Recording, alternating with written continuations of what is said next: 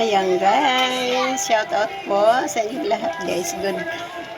Good morning, good evening, good afternoon po. Ayan, nagluto pa si Ate Marcelina ng dinding guys. Ito yung aming ulam for today. Pang-partner natin guys sa pritong tilapia.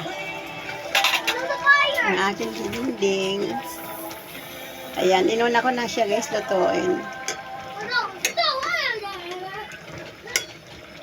Ayan, in a minute. Nilagyan ko lang siya guys ng bawang.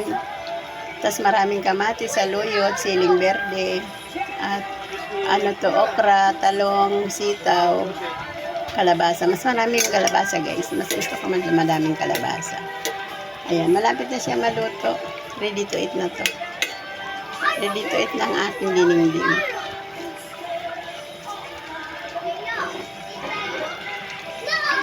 Mukha namang masarap to eh.